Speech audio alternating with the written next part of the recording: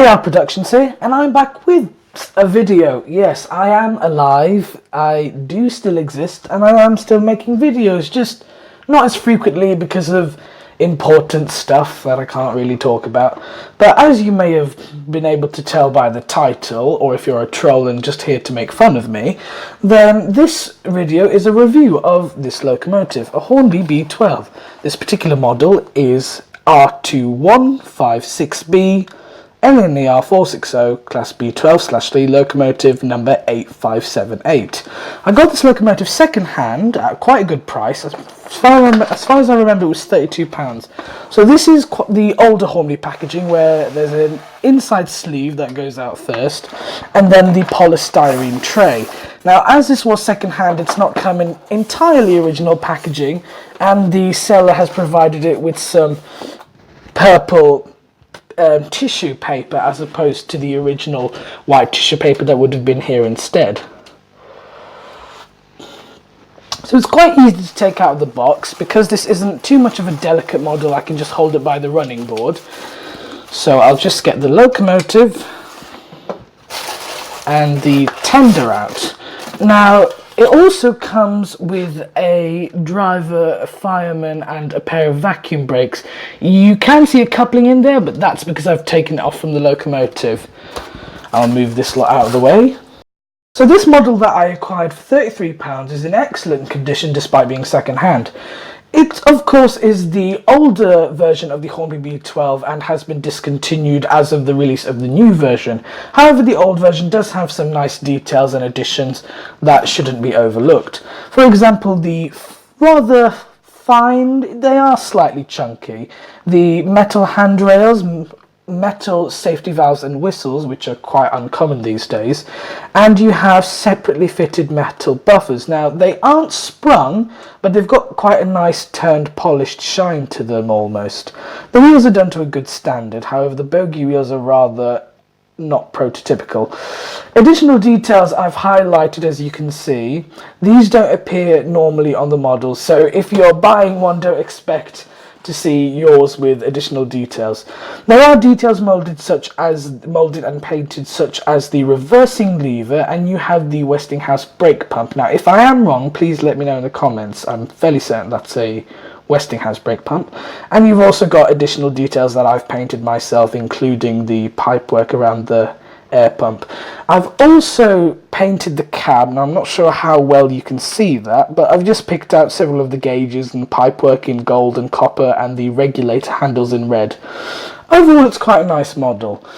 The tender is relatively basic, as the model is, with few separately fitted handrails at the back and side. We have moulded lampines, which I'm sure if someone was fancy enough would edit, or if they're rich enough would get the £160 version. And we have, again, separately fitted but not sprung buffers. Unfortunately, we do have plastic wheels, which don't tend to run as well as metal wheels, but it's not too much of a hassle for me.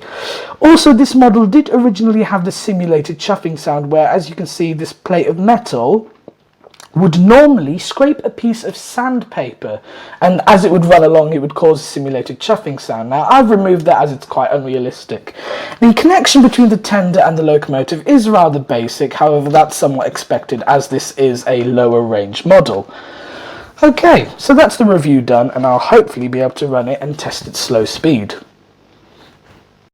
Put the B12 on the tracks, and you may find, depending on your layout and depending on the controller, that your locomotive may run better in one direction than the other. For example, my B12 tends to run better when running anti-clockwise, that is, if you were looking down on the layout as an oval. So I'm just going to put the tender on, make sure that's on properly, and it's just, as I said, quite a simple hook and pin.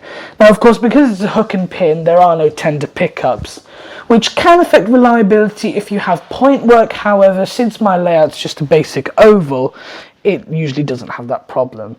So I'm just going to see how well it runs cold. So as you can see, it does run very smoothly. However, this is mainly due to my controller, that is. it can sort of jump into action. Oh, it's just gone out of shot. However, usually if you can get it at that perfect spot, it can run very nicely and very slowly. I am assured by many people, and there are many rail enthusiasts on YouTube who agree, that this model does run very well, especially if you have a better controller. So I'm just going to let this run in as it hasn't ran in a while, and I'll see you after that's done. Preferably not backwards.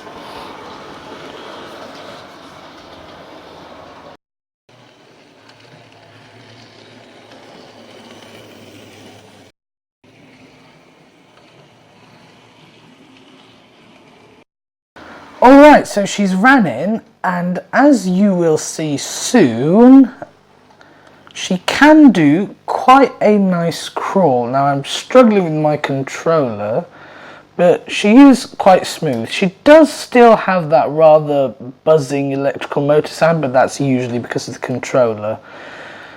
So, oops, that was my fault, sorry. So yeah, I'll get this hooked up to my rake of Lner teak coaches and we'll have a nice running session.